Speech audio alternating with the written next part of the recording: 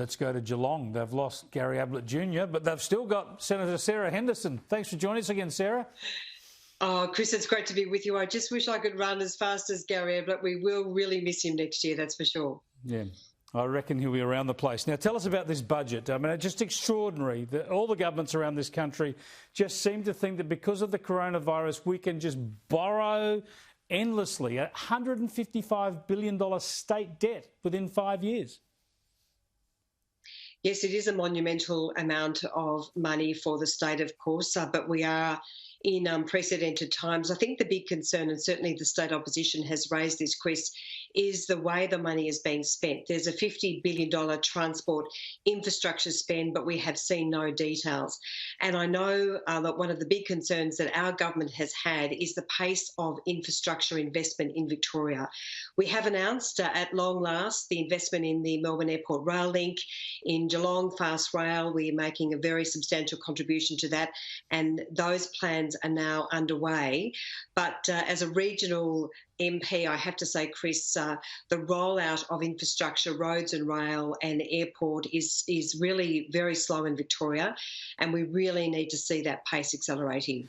Well, a lot of that is good, and we say the same in New South Wales, where there's a state government of a different persuasion. A lot of the economic infrastructure, transport infrastructure, is a good investment, especially when interest rates are so low. But it's just the overall level of debt and the annual budget deficits are such a worry. Let's have a look at the State Treasurer Tim Pallas explaining all this today. Our challenge is great, but our will is greater. Victorians will persevere, prevail and prosper together. This budget is our declaration of resolve. Yeah, no one doubts that there are real challenges here. The federal budget has gone deep into the red, and you're looking at $1 trillion debt within 5 years. But the problem is, all of this is predicated on future generations paying this back in taxation. Interest rates could change, economic circumstances could change. We could face another pandemic. Where is the caution?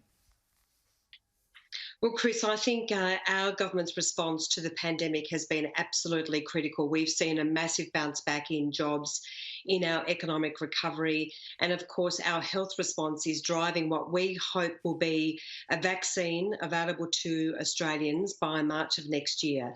There's no doubt that we are pinning a lot of hopes on a vaccine, and of course we always have to plan for a pandemic. But Chris, I really want to remind your viewers that it was our planning, including in relation to really important measures like telehealth in the context of our pandemic plan, that enabled us to roll these measures out so quickly. And of course, we stand amongst very few countries around the world with an exceptional response and performance to this pandemic. And I think all Australians can be very proud, despite the very significant troubles we have had in Victoria, of course. Now, I want to ask you about something that I don't think has been getting enough attention, and that is the fact that Australians are not allowed to leave the nation.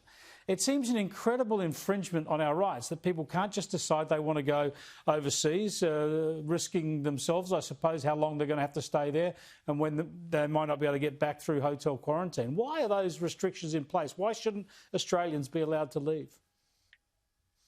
Well, there are, of course, a whole range of exemptions, Chris, but from the very beginning, our government has made it very clear we are all about saving lives and livelihoods, and those measures that we introduced are a very important part of our response. We expect, of course, that to obviously alleviate by early next year, and as I say, great news with the progress on a possible robust vaccine from AstraZeneca. Obviously, the latest trials are showing a great deal of progress, and we are really crossing fingers and toes on that. But those measures, Chris, have been very important. We now have a situation where we only have 95 active cases across the country, and in Victoria, would you believe, no active cases at all, which is a great result despite the huge pain that we have gone through. So we are implementing some pretty tough measures to make sure we can get through this as quickly as possible, and it's a critical part of our economic recovery plan. Yeah, the vaccine, of course, is so important and everything looking quite prospective there. I want to show you now a picture of the new leader of the Liberal Party in Western Australia. His name is Kirkup. And after being elected Liberal leader, he came out the front here, and you can see in this picture, showed everyone an old young Liberal business card that he used to have and presented apparently once to John Howard, and it says that he's a future Prime Minister. Yeah, is he going to be your new boss? Look, I love Zach's confidence. He certainly clearly is not short of confidence, but clearly he cannot be Prime Minister as a WA Member of Parliament, and I don't think Scott Morrison is under any sort of threat as yet. But as I say, a good shot of confidence. It's those secessionists in Western Australia. They're actually going to do it, and he's going to be Prime Minister of Western Australia. Yes, maybe they want to continue that, that plight to create their own country in WA.